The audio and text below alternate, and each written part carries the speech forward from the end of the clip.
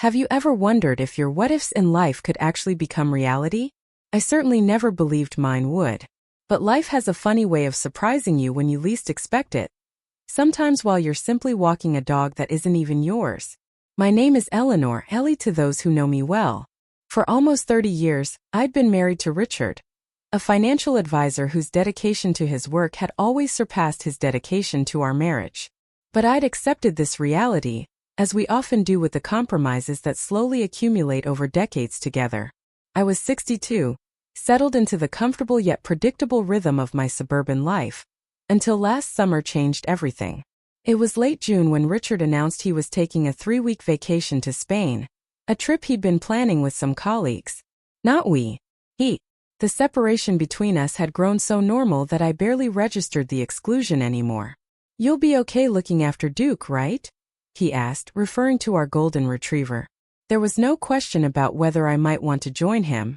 No consideration that perhaps I'd like to see Barcelona or Madrid. Just the assumption that I would stay behind as I always did, tending to our home and our dog while he expanded his horizons. "Of course," I replied, the words automatic after years of practice. "When do you leave?" "Next Tuesday. I've already arranged for my sister to water the garden, so you'll just need to take care of Duke and the usual household things." He barely looked up from his packing list while speaking. I nodded, feeling that familiar hollow sensation spreading through my chest. The one that had become my constant companion over the years. The quiet acknowledgement of my own invisibility. "Will you miss me?" I asked, instantly hating the neediness in my voice. Richard glanced up, his expression softening momentarily. "It's just 3 weeks, Ellie. It'll fly by." He kissed my forehead, the kind of kiss you might give a child or an elderly relative, and returned to his preparations. Not "yes, I'll miss you." Not "of course I will." Just a dismissal of my question entirely. I swallowed the hurt and walked away, wondering when exactly I had become so irrelevant in my own marriage.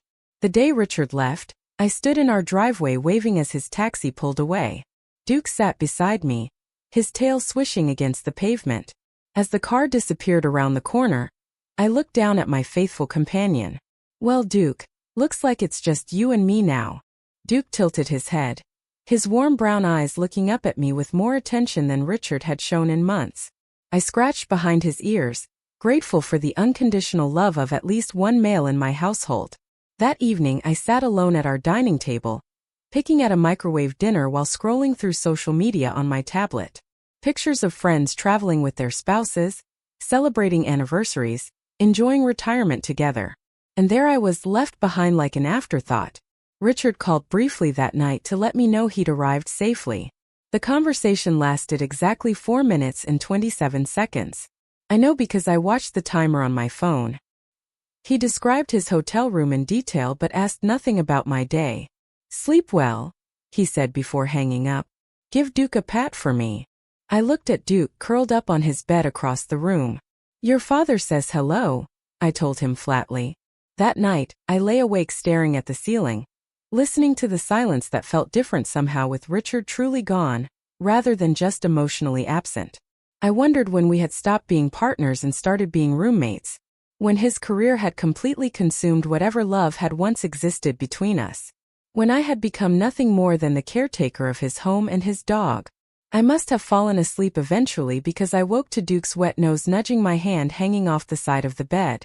The digital clock read 7:15 a.m., time for his morning walk. Okay, I'm up," I murmured, pulling on my robe and slippers. It was during that first morning walk that something shifted.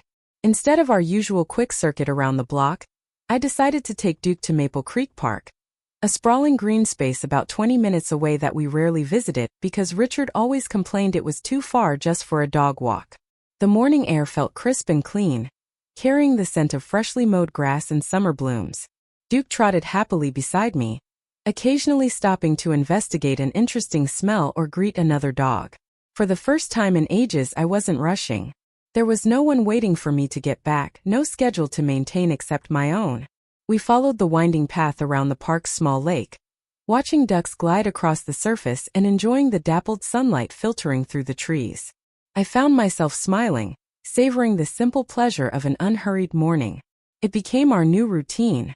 Each morning, Duke and I would venture to Maple Creek Park, exploring different trails and corners of the expansive grounds. I began bringing a book and a travel mug of coffee, finding a favorite bench where I could read while Duke lounged in the grass nearby. On our fourth morning, something unexpected happened. I was deeply engrossed in my novel when a voice pulled me back to reality. "Is this seat taken?" I looked up, shielding my eyes against the sun. A tall figure stood before me, backlit by the morning light so that I could only make out his silhouette. "No, please." I gestured to the empty space beside me. As he sat down, his features came into focus, and something stirred in my memory. Gray hair, kind eyes crinkled at the corners, a distinctive cleft in his chin. There was something achingly familiar about him. "Thank you. Beautiful morning, isn't it?" he said, his voice warm and rich. "It is," I agreed, suddenly self-conscious of my casual appearance, the faded jeans and oversized sweater I'd thrown on for dog-walking duty. He glanced at Duke, who had wandered over to investigate the newcomer. "Friendly fellow you've got there. Duke has never met a stranger he didn't like." I smiled as Duke nudged the man's hand for pets, which were willingly given. We sat in comfortable silence for a few moments before he spoke again. "I hope this doesn't sound strange, but you look remarkably familiar." He studied my face with a gentle intensity that made my cheeks warm. "Did you by any chance grow up around here?" I nodded. "Born and raised in Westfield, just a few miles west." His eyes widened slightly. "Westfield High. Class of '80, I confirmed, my curiosity piquing. A slow smile spread across his face, transforming it entirely. In that moment, decades fell away, and I saw beyond the silver hair and laugh lines to the boy I had once known. "Eleanor Reed?" he asked, his voice tinged with disbelief. My heart stuttered. There was only one person who had ever called me by my full name in that particular way, with the emphasis on the second syllable of Eleanor. A boy with warm hazel eyes and a crooked smile who had been my first love, my first real heartbreak. "Michael," I whispered, hardly daring to believe. "Michael Collins?" His smile widened. "I can't believe it's really you." 40 years dissolved in an instant. Michael Collins, the boy who had written me poetry, who had taught me to drive in his father's pickup truck, who had held my hand through my mother's illness, and who had left for college on the other side of the country with promises to write that had gradually faded into silence. "What are you doing here?" I asked, my voice strange to my own ears. "I thought you moved to California after college." "I did," he nodded. "Lived there for almost 30 years. But after my wife passed," he paused, a flicker of old grief crossing his features, "I decided to come back east. My daughter lives in Boston with her family, and I wanted to be closer to the grandkids." "I'm sorry about your wife," I said sincerely. "Thank you. It's been 5 years now." He looked out across the lake. "Beth was a wonderful person. She would have liked you." The simple, heartfelt way he spoke of her told me volumes about their relationship and the man Michael had become. "And you?" he asked. "Life treat you well, Eleanor Reed?" I hesitated, suddenly aware of how pathetic my current situation might sound. Left behind while my husband vacationed without me, finding more joy in dog walking than in my marriage. "It's Eleanor Mason now," I corrected gently. "I've been married to Richard for almost 30 years. He's a financial advisor. Very successful." My voice sounded hollow even to my own ears. Michael seemed to hear what I wasn't saying. He always had been perceptive that way. "But are you happy, Ellie?" he asked softly, using the nickname that Richard had all but abandoned. The question caught me off guard. When was the last time anyone had asked about my happiness? When was the last time I had even considered it myself? I began, ready to offer the polite fiction I had maintained for years. But something about Michael's genuine concern broke through my practiced facades. "I'm not unhappy," I finished lamely. His eyes, still the same warm hazel I remembered, held mine. "That's not quite the same thing as being happy, is it?" Duke chose that moment to return to my side, dropping a stick at my feet expectantly. Grateful for the interruption, I picked it up and tossed it across the grass. "What about you?" I deflected. "Are you happy back on the East Coast?" "Getting there," he replied with a small smile. "It's been an adjustment. Some days are harder than others." But being near family helps, and rediscovering old stomping grounds has been enlightening. He glanced at me. Especially today. I felt a blush rising to my cheeks, something I hadn't experienced in decades. We talked for hours that morning, losing track of time as we caught up on 40 years of life lived separately. He told me about his career as an architect, his 2 children now grown with families of their own, his passion for sailing that he'd developed in California. I shared stories about my years teaching elementary school before retirement, my love of gardening, and my volunteer work at the local library. What I didn't mention was how empty my house felt, how Richard and I had stopped really talking years ago, how I sometimes felt more like a housekeeper than a wife. But I think Michael sensed it anyway. When we finally noticed the time, it was well past noon. "I've taken up your whole morning," Michael said apologetically. "I didn't have other plans," I assured him, surprised by how much I meant it. Those hours had flown by, filled with more genuine connection than I'd experienced in years. As we stood to leave, Michael hesitated. Maybe we could do this again? Tomorrow, same time." I should have said I needed to check my schedule or think about it. Instead, I heard myself say, "I'd like that." His smile was worth any potential complication. That night, when Richard called for his perfunctory check-in, I found myself only half listening to his detailed account of a wine tour.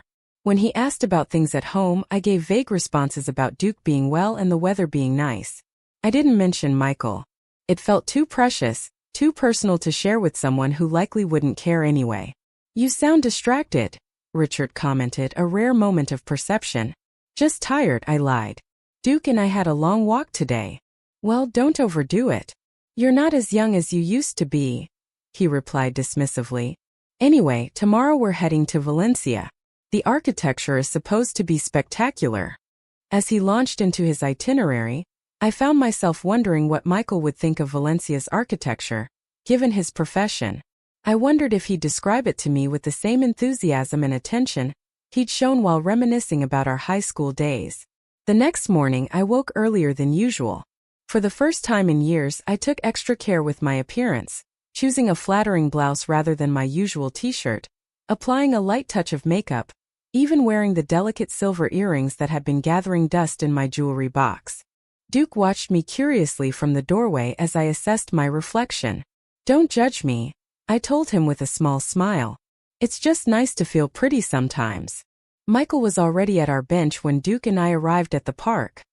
He stood when he saw us, that same wonderful smile lighting his face.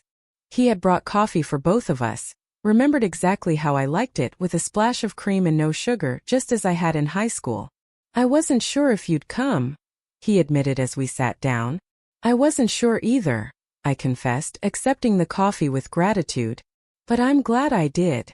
That second meeting turned into a third, then a fourth. Before I knew it, meeting Michael at the park had become the highlight of my days. We exchanged phone numbers, and soon our conversations extended beyond our morning walks. We would text throughout the day, sharing photos of our surroundings, recommending books to each other, sometimes just sending a simple message to say we were thinking of the other.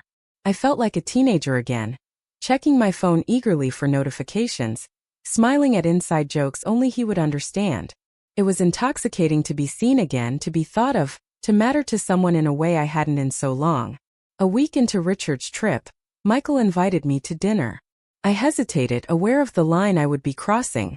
Our park meetings could be explained away as friendly encounters, but dinner felt deliberate, intentional. "Just as old friends catching up," he assured me, sensing my conflict. "No pressure, Ellie."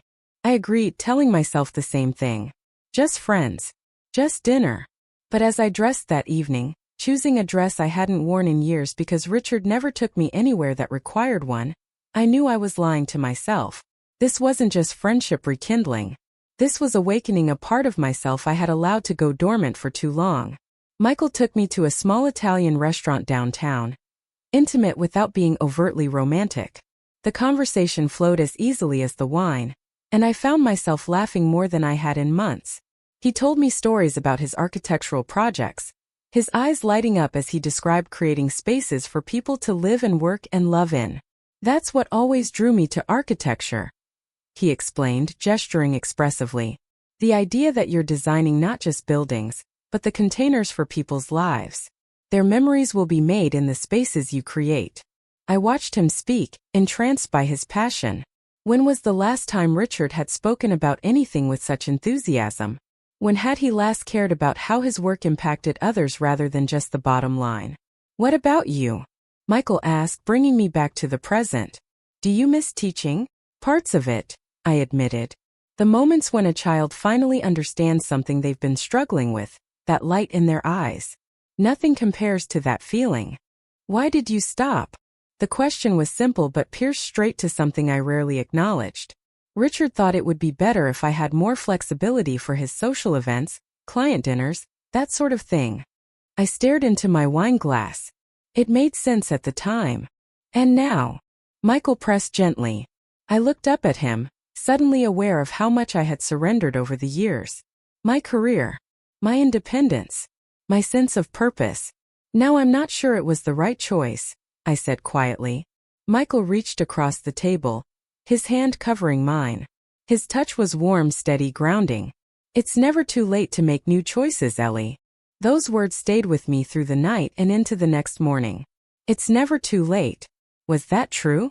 At 62, could I really reclaim the parts of myself I had sacrificed on the altar of a marriage that no longer nourished me? The second week of Richard's absence flew by in a whirlwind of park meetings, dinners, long phone conversations, and increasingly difficult to deny feelings. Michael and I fell into an easy rhythm, as though the decades apart had been merely a brief intermission rather than half a lifetime. He showed me his new home, a modest but beautifully designed house he had renovated himself, with large windows overlooking a wooded backyard. I introduced him to my favorite hidden bookstore, where we spent an entire afternoon browsing dusty shelves and reading passages to each other from novels we loved. One evening, as we walked along the riverfront after dinner, our hands brushed against each other. Without thinking, I intertwined my fingers with his. He looked at me, surprise and hope mingling in his expression. Ellie, he said softly, I need to be clear about something. My heart stuttered, fear suddenly gripping me that he was about to set boundaries, to remind me I was still married. I'm not looking for a casual reconnection or a brief affair, he continued, his voice steady. I've thought about you over the years more than I care to admit. Finding you again feels like a second chance I never expected to have. Relief washed over me, followed immediately by guilt. Michael, I'm still married, I reminded him, even as my hand remained firmly in his. I know, he acknowledged. And I would never ask you to do anything you're not ready for. But I also won't pretend that what I'm feeling is just friendship. We stopped walking, turning to face each other. The setting sun cast a golden glow over the water, reflecting in Michael's eyes as he looked at me with naked honesty. When Beth died, I thought that part of my life was over, he said quietly. I resigned myself to memories and photographs. I never imagined I could feel this way again. Especially not with the girl I never truly got over in the first place. Tears pricked at my eyes. I don't know what to do, I admitted. My marriage has been empty for so long, but it's still my marriage. Nearly 30 years of my life. I understand, Michael said, squeezing my hand gently. Just know that whatever you decide, I'm here. For as much or as little as you want. No pressure, no expectations. Just possibility. Possibility. The word echoed in my mind as we walked back to his car in comfortable silence. When was the last time I had felt that life held possibilities rather than just obligations? The following day, Richard called earlier than usual. His voice sounded tense as he informed me he would be cutting his trip short by a few days. Is everything okay? I asked, surprised by the change of plans. Just some work things that need handling in person, he explained vaguely. I'll be back on Saturday instead of Tuesday. After hanging up, I sat on the edge of our bed, Duke at my feet, and felt a curious mix of emotions. Dread at the disruption of the freedom I'd been enjoying. Guilt about my time with Michael.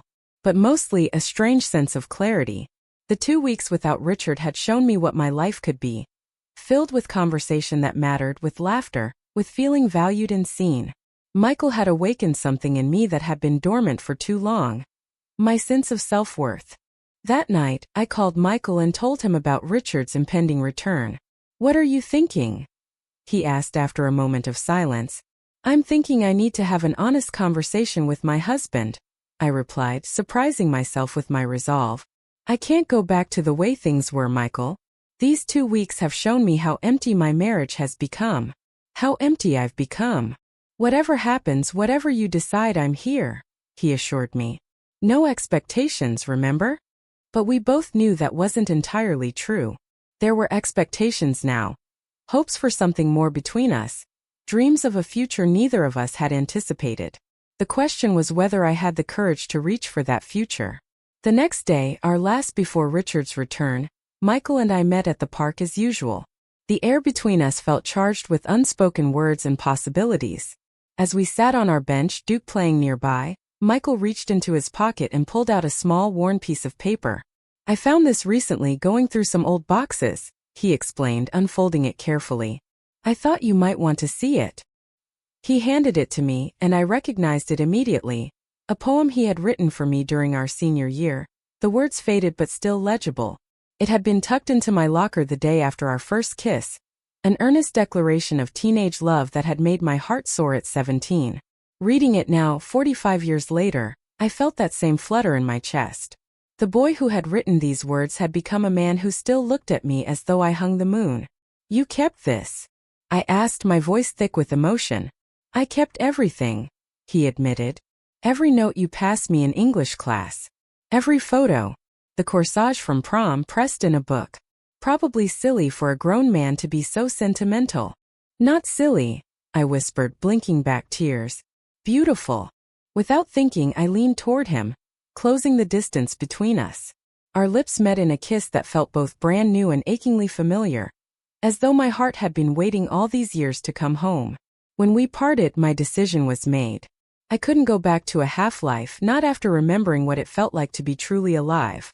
I need to end my marriage, I said, the words terrifying but necessary. Not for you but for me. Because I deserve more than what it's become. Michael nodded, understanding the distinction. Whatever happens between us, Ellie, you deserve to be happy. Truly happy, not just not unhappy. We spent our final hours together making plans. Not for us, not yet, but for how I would approach the conversation with Richard. Michael was respectful, never pushing for promises or commitments, just offering support for the difficult road ahead. When we said goodbye that evening, it felt different from our previous partings. There was anticipation rather than sadness, hope rather than regret. Call me when you're ready, Michael said simply. I'll be here.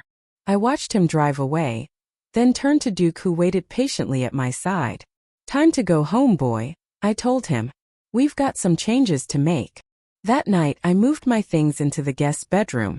I spent hours thinking about what I would say to Richard, how I would explain the transformation that had occurred in his absence. Not just meeting Michael, but rediscovering myself. The woman who had dreams and desires beyond maintaining his home and caring for his dog. Richard's taxi pulled into the driveway at noon on Saturday. I watched from the living room window as he paid the driver and retrieved his luggage. He looked tanned and relaxed, completely unaware of the earthquake waiting to shake his comfortable world. Duke barked excitedly, rushing to the door as Richard entered. I remained standing in the living room, suddenly aware of how much space I had shrunk myself into over the years. Today I would take up space. Today I would be heard. Hey boy, Richard greeted Duke, dropping his bags to pet the excited dog. Then he noticed me, standing silently instead of rushing to welcome him home. Ellie? Everything okay?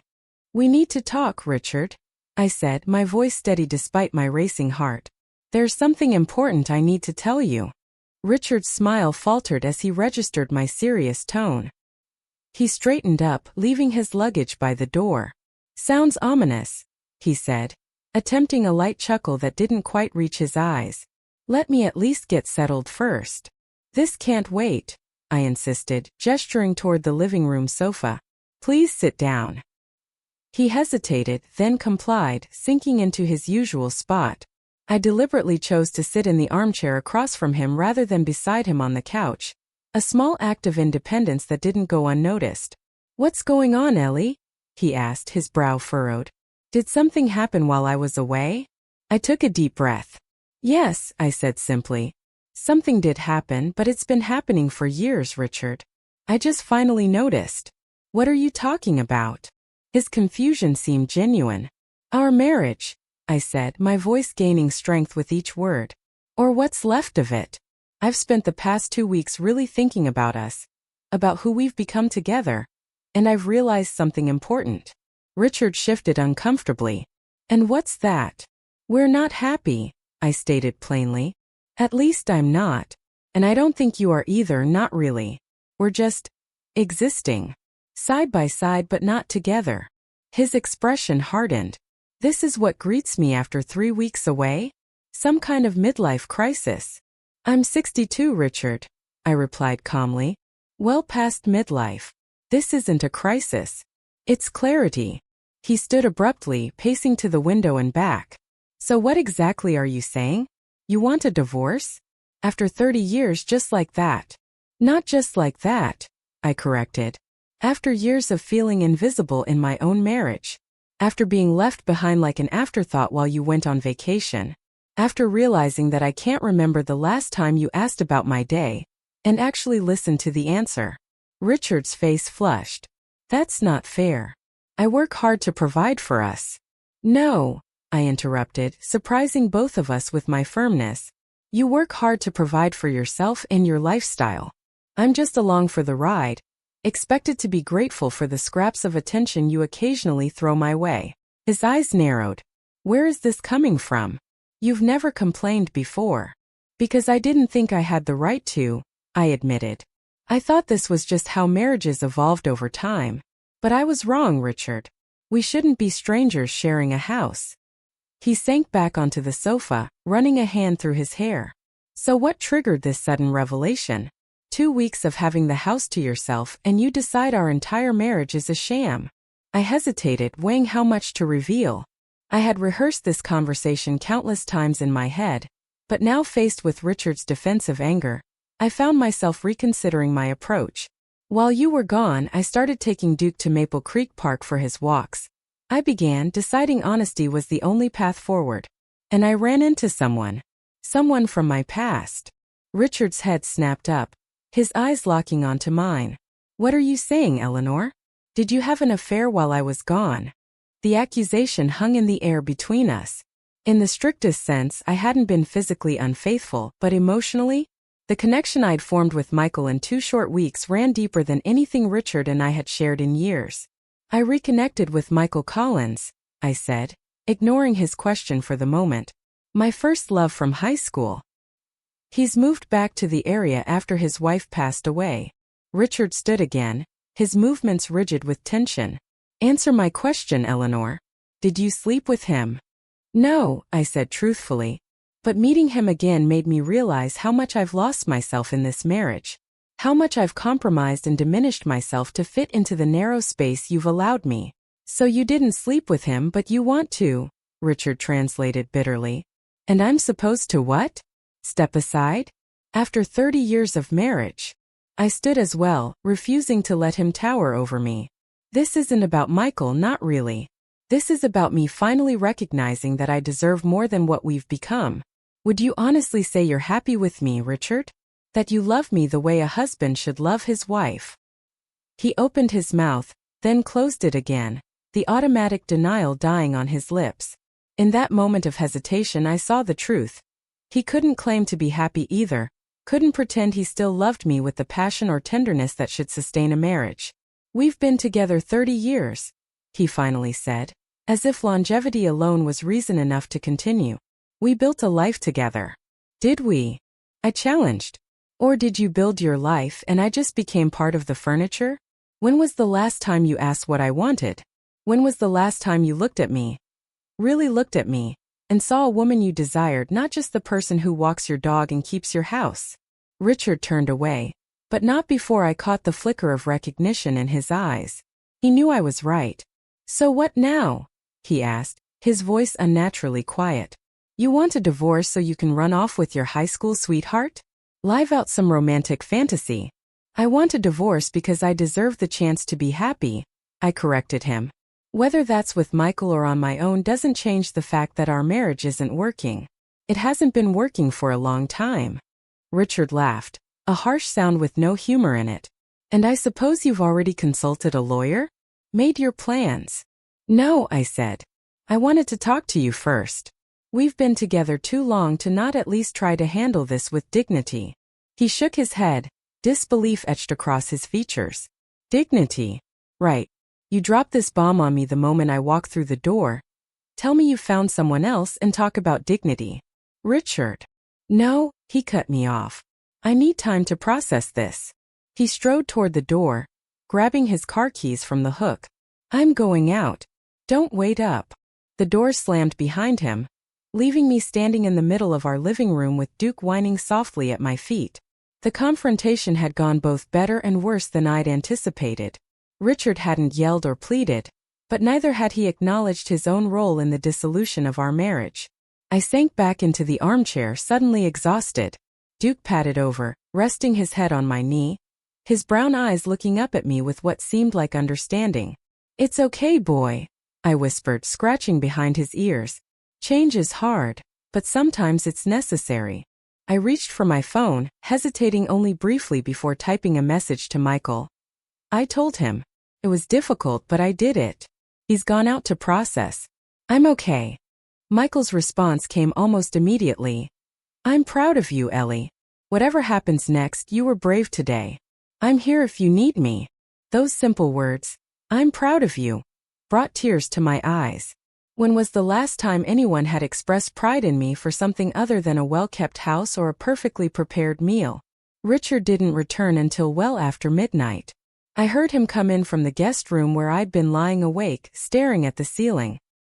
He moved around downstairs for a while, the clink of a glass suggesting he was having a drink, before finally climbing the stairs. He paused outside the master bedroom, then continued down the hall, stopping at the guest room door. Eleanor? He called softly, knocking once. Come in, I replied, sitting up and switching on the bedside lamp.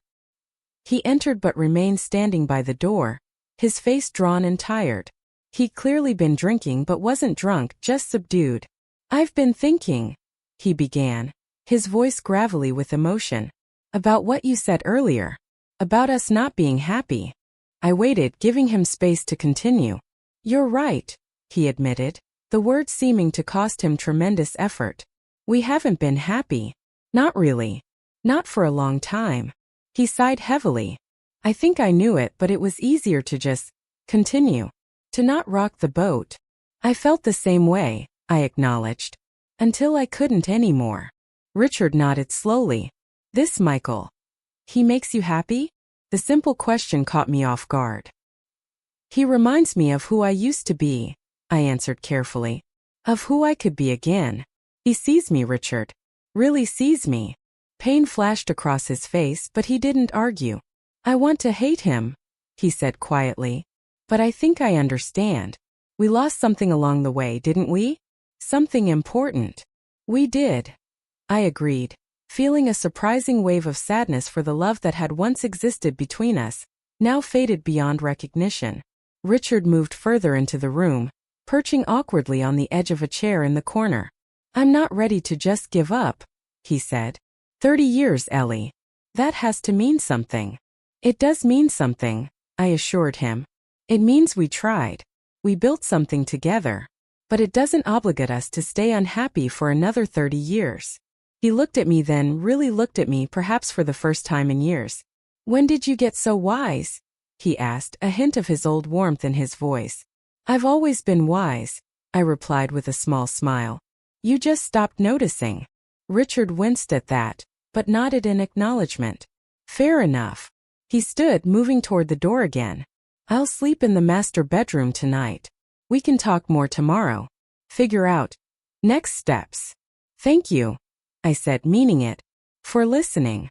For not making this harder than it needs to be. He paused at the doorway, his hand on the knob. I do love you, Eleanor, he said softly. In my way. It might not be the right way, but it's there. I know, I replied. I love you too. That's why this hurts so much. After he left, I lay back down, feeling a strange mixture of grief and relief. The marriage I had dedicated 3 decades of my life to was ending, but for the first time in years, I felt like I could breathe fully, like the future held promise rather than just more of the same. The following week was a delicate dance of negotiations and discussions. Richard and I moved around each other carefully, trying to untangle 30 years of shared life with as little pain as possible. To my surprise, once the initial shock wore off, Richard approached our separation with a pragmatism I hadn't expected. "I've spoken to my financial advisor," he told me over breakfast one morning. "There's a way to divide everything that should leave us both comfortable." I nodded, grateful for his reasonable approach. "I don't want to take more than my fair share," I assured him. "Just enough to start over." Richard looked at me over his coffee cup. "Have you thought about where you'll go?" The unspoken question hung between us. "To him? To Michael?" "I'm looking at apartments downtown," I said. "Something small but with good light for my plants. I need my own space first before I make any other decisions." Relief flickered across his face. "That seems sensible." We continued discussing practical matters: who would keep what furniture, how to handle joint accounts, what to do about Duke. The latter proved the most emotionally charged topic. "I think he should stay with you," I said, watching our golden retriever dozing in a patch of sunlight. "He's always been more your dog, and your new condo will have that nice park nearby." Richard's expression softened as he looked at Duke. "We could share custody, you know, like divorced parents with a child." The suggestion made me smile despite everything. Joint custody of the dog? I suppose there are worse arrangements. As the days passed, word of our separation spread through our social circle. The reactions were predictably mixed: shock from some, knowing nods from others who had perhaps seen the cracks in our marriage long before we acknowledged them ourselves. What surprised me most was Richard's gradual acceptance of Michael's place in my life. It began with reluctant questions: how had we reconnected, what was he doing now, and evolved into a resigned sort of understanding. "I'd like to meet him," Richard said one evening as we sorted through photo albums, deciding who would keep which memories. "Not now, but eventually. If he's going to be important to you, I should at least know who he is." The gesture touched me deeply. "I'd like that," I said, "when we're all ready." Throughout this transition, Michael remained a steady presence in my life. Never pushing, never demanding, just supporting. We continued our morning walks, now without the need for secrecy, and our evening phone calls became a cherished ritual. He respected the boundaries I set, understanding that I needed to end one chapter properly before beginning another. "Take all the time you need," he told me when I explained that I wanted to wait until the divorce was finalized before fully exploring our relationship. "I've waited 40 years to find you again. I can wait a little longer." 3 months after Richard's return from Spain, our divorce was finalized with minimal drama. We stood outside the courthouse, a strange sense of ceremony in the moment. "So," Richard said, hands in his pockets, "this is it." "This is it," I echoed, feeling oddly light. "The end of an era." He nodded, looking thoughtful rather than bitter. "You know what's strange? I think I've talked more with you these past 3 months than in the 5 years before that. Ironic, isn't it?" I smiled sadly. "We finally learned to communicate as we're saying goodbye." Richard shrugged. "Maybe that's how it needed to be." He hesitated, then added, "He's a lucky man, your Michael. Don't let him forget it." I reached out, squeezing his hand briefly. "Thank you for making this easier than it could have been. I hope you find happiness too, Richard. Real happiness." "Working on it," he replied with a half smile. "Starting with a trip to Italy next month. Solo travel. Something I've always wanted to try." We parted ways that day, not as enemies or even as strangers, but as two people who had shared a significant portion of life together, and were now setting each other free. I moved into my downtown apartment the following week. A sun-filled one-bedroom with large windows and a small balcony perfect for container gardening. For the first time in my adult life, I was living completely on my own, decorating according to only my taste, keeping my own schedule, answering to no one but myself. The freedom was both exhilarating and occasionally terrifying. There were moments of doubt, usually in the quiet hours of early morning, when I questioned whether I had made the right choice. But then I would watch the sunrise from my balcony, cup of coffee in hand, and feel a contentment that confirmed my decision. Michael and I continued to grow closer, our relationship evolving naturally without the shadow of my marriage hanging over us. He was patient, never rushing me, understanding that I needed to rediscover myself as an individual before I could fully commit to being a partner again. 6 months after my divorce, Michael invited me to dinner at his home, a special occasion, he said, though he wouldn't elaborate further. I arrived to find the table set elegantly, candles lit, soft music playing.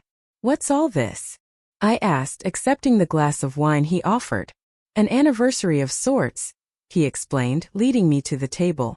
"It's been exactly 7 months since that morning in the park when a beautiful woman reading on a bench re-entered my life and changed everything." Touched by his sentiment, I raised my glass in a toast. "To second chances." "To second chances," he echoed, his eyes warm with affection. The dinner was delicious. He had become quite the cook during his years as a widower, but it was the conversation that nourished my soul. We talked about everything and nothing, laughing easily, sharing thoughts and dreams with the comfortable intimacy we had developed. After dessert, Michael grew uncharacteristically nervous, fidgeting with his napkin as he cleared his throat. "Ellie," he began, reaching across the table for my hand, "these past months have been the happiest of my life since Beth died. Actually, they've been among the happiest of my life, period." "Mine too," I admitted, squeezing his fingers. "I've been thinking," he continued, "about what it means to get a second chance at our age. We're not kids anymore. We don't have endless decades ahead of us." I nodded, understanding all too well the precious nature of time at 62. "Which is why," he said, reaching into his pocket with his free hand, "I don't want to waste any more of it." He placed a small velvet box on the table between us. My heart began to race as he opened it, revealing a delicate vintage ring with a modest sapphire surrounded by tiny diamonds. "It was my grandmother's," he explained softly. "Beth wore it for 35 years, and before she died, she made me promise that if I ever found love again, I would pass it on. She said good love should never end with her." Tears blurred my vision as he continued. "I'm not asking for an immediate answer," Michael assured me. "I know this might seem fast, but I also know with absolute certainty that I want to spend whatever time I have left in this world with you by my side." He took a deep breath. "Eleanor Reed, would you consider becoming Eleanor Collins? Finally, after all these years." The question hung in the air between us, full of hope and possibility. I looked at the man before me, the boy I had once loved, now the man who had helped me rediscover my worth. The answer was clear. "Yes," I said simply, joy bubbling up from somewhere deep inside me. "Yes, I would love that." Michael's face lit up with a smile so radiant it took my breath away. He slipped the ring onto my finger, where it settled as though it had always belonged there. "I was so nervous," he confessed with a laugh. "Proposing at 65 feels even more terrifying than it did at 18. I leaned across the table, cupping his face in my hands. "Some things are worth the terror," I whispered before kissing him softly. We decided on a small, intimate wedding to be held in Dubai of all places. Michael's son lived there with his family, working as an international architect like his father, and we thought it would be the perfect opportunity to combine our ceremony with meeting my future step-grandchildren. When I called Richard to share the news, his reaction surprised me once again. "Dubai," he repeated. "That's unexpected." "Michael's son lives there," I explained. It seemed like a good way to bring the families together. "Well," Richard said after a pause, "I hope you'll be very happy, Ellie. You deserve it." His sincerity touched me. "Thank you, Richard. That means a lot." Another pause then. "So who's going to look after Duke while you're away on your honeymoon?" I hadn't thought about that. After our divorce, we had indeed established a co-parenting arrangement for Duke, with the golden retriever splitting time between our homes. He was with me that week. "I hadn't arranged anything yet," I admitted. "I could ask my sister, but she's allergic." "I could take him," Richard offered. "For the whole time you're gone. It would be nice to have the company, actually." The offer touched me deeply. "Are you sure? We'll be gone for 3 weeks." "I'm sure," he said firmly. "Consider it my wedding gift. Go enjoy your honeymoon without worrying about Duke. He and I will be fine." 2 months later, I found myself standing in a beautiful garden overlooking the Persian Gulf. wearing a simple but elegant cream-colored dress, surrounded by a small gathering of loved ones. Michael's children and grandchildren were there, along with my sister and her family who had flown in from Boston. As I walked toward Michael, who waited for me beneath an arch of desert blooms, I reflected on the journey that had brought me to this moment. From the young girl who had fallen in love with a boy with kind eyes and a cleft chin, to the woman who had lost herself in a marriage of convenience, to this new version of me, stronger, wiser, brave enough to reach for happiness even when it seemed impossibly late. Michael took my hands in his eyes shining with love and promise. "Second time's the charm," he whispered, making me laugh even as tears of joy threatened. The ceremony was brief but meaningful. We exchanged vows we had written ourselves, promising not just love and fidelity, but also partnership, respect, and the freedom to continue growing as individuals even as we built a life together. As we were pronounced husband and wife, Michael leaned in to kiss me, whispering against my lips, "Welcome home, Eleanor Collins." Those words, the name I had once dreamed of having as a starry-eyed teenager, now belonged to me at last, a testament to love's enduring power and life's unexpected turns. Our reception was a joyful celebration that lasted well into the night. Michael's grandchildren immediately adopted me as their new grandmother, showing me their favorite games and demanding stories about when their papa was young. As the evening drew to a close, Michael and I slipped away to our hotel suite, where a message waited for us, a photo from Richard showing Duke lounging comfortably on his sofa, looking perfectly content. The caption read simply, "He says congratulations. Enjoy Dubai. Take all the time you need." I showed the photo to Michael, who smiled appreciatively. "That's very gracious of him. He's found his way to be happy for us," I said, surprised by how much that meant to me. "It makes everything feel right somehow." Michael pulled me into his arms, kissing me with a tenderness that still made my heart race. "We've come full circle, Ellie. 45 years later, but we got there in the end." As we stood on our balcony overlooking the glittering Dubai skyline, I marveled at the unexpected turns my life had taken. 7 months ago, I had been a woman resigned to invisibility, walking someone else's dog while he vacationed without me. Now I stood beside my childhood sweetheart, my husband, embarking on an adventure I had never dared to imagine possible. "What are you thinking?" Michael asked, his arm warm around my waist. "I'm thinking about Duke," I said with a smile. "The dog my ex-husband left me with while he went on vacation." "The dog that led you to me," Michael added, understanding immediately. "Exactly." I turned in his arms to face him. "I'm thinking that sometimes the things that seem like afterthoughts, being left behind, taking on responsibilities that aren't yours, can lead you exactly where you need to go." Michael brushed a strand of hair from my face, his touch still sending shivers through me after all these months. "Then here's to being left behind," he said softly, "and to finding our way forward together." As we sealed that toast with a kiss, I knew with absolute certainty that while my story might have begun with being left behind, it would continue, and end, with being exactly where I belonged. Not as an afterthought in someone else's life, but as the heroine of my own unexpected love story, proving that it's never too late to find happiness, to reclaim your worth, and to embrace the second chances life offers when you least expect them. And somewhere back home, a golden retriever named Duke, the unwitting matchmaker in this tale, was being pampered by a man who had learned, perhaps too late for us but not too late for himself, the value of seeing those we love as they truly are, before they slip away to find the love they deserve elsewhere.